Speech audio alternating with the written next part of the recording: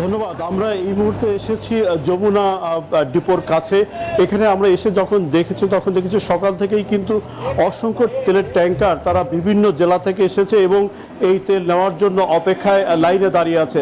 আমরা এই ডিপোর সাথে কথা বলেছি, যারা কিনা অপেক্ষমান আছে তাদের সাথে কথা বলেছি।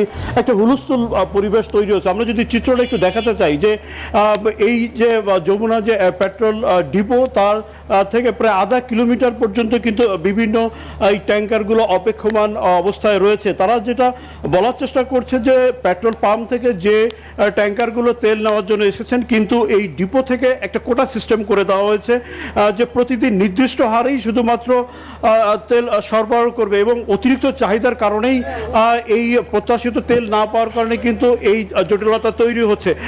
যে পেট্রোল পাম্পগুলো খুলনার 16টি জেলা এই এখান থেকে এই 3টা ডিপো থেকে তেল নেয়, তাদের 39 লাখ লিটার প্রত্যেক দিনের চাহিদা, কিন্তু তার তুলনায় অর্ধেক তেল সরবরাহ করা হয় এবং অতিরিক্ত চাহিদা এবং প্রত্যাশিত তেল না পাওয়ার কারণেই কিন্তু আসলে এই সংকটটা তৈরি হয়েছে এবং ঘন্টার পর ঘন্টা অনেকে দিনের পর দিন অপেক্ষা করে আছেন তেল নেওয়ার জন্য। তো এই ছিল খুলনা থেকে সর্বশেষ একই সংবাদ যেটা আমরা যাচ্ছি। আমাদের সহকর্মী নাজমুল সাভারে রয়েছেন। নাজমুল, জানাবেন এই জ্বালানি তেল সরবরাহের সর্বশেষ পরিস্থিতি কি? নাজমুল।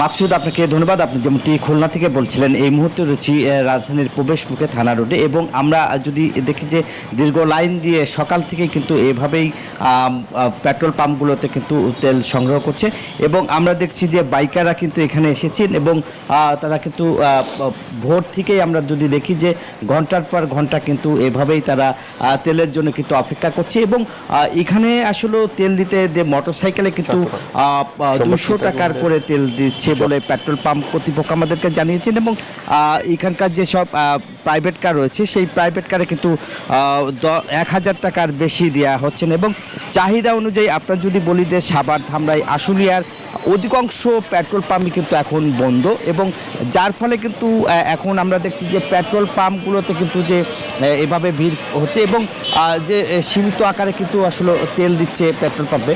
200 টাকার বেশি কোনো বাইকারকে আসলে তেল দিচ্ছে না এবং প্রাইভেট কারেও কিন্তু ঠিক 1000 টাকার বেশি তেল দিচ্ছে না বলে অভিযোগ করছে এবং যেহেতু রাজধানীর প্রবেশ মুখে এবং রাজধানীতে যেতে আমরা দেখেছি যে বিভিন্ন সময় আসলে তারা তেল সংগ্রহ করছেন এবং তেল নিচ্ছে এবং আমরা যদি এক কথায় বলি যে পাম্পগুলোতে কিন্তু এখন উপচে পড়া ভিড় রয়েছে। এই ছিল আমার কাছে সাভারের পেট্রোল পাম্পের সর্বশেষ। একই খবর জানতে আমার আর এক সহকর্মী রয়েছে সিরাজগঞ্জ, যাচ্ছি সায়েমের কাছে। সায়েম।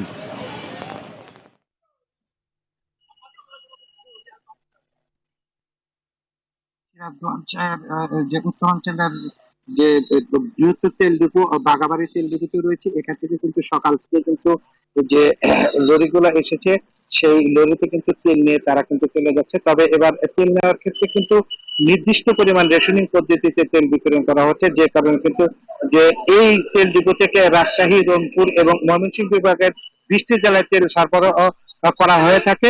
সেই হিসাবে কিন্তু যে পাম্প রয়েছে প্রায় 1000-এর অধিক, প্রতিদিন কিন্তু আসলে 100 থেকে 150 গাড়িতে কিন্তু তেল তারা সরবরাহ করছে, বাকি গুলা কিন্তু বন্ধ আছে। এছাড়া কিন্তু যে এজেন্ট রয়েছে সেই এজেন্টদের কিন্তু তেল সরবরাহ করা হচ্ছে না, যে কারণে কিন্তু কৃষি ক্ষেত্রে কিন্তু ব্যাপক প্রভাব পড়ছে এবং কৃষকরা কিন্তু তেল না পেয়ে কিন্তু তারা চাষাবাদ নিয়ে শঙ্কায় রয়েছে। তো এই ছিল আমার কাছে সিরাজগঞ্জের তেল ডিপো থেকে সর্বশেষ।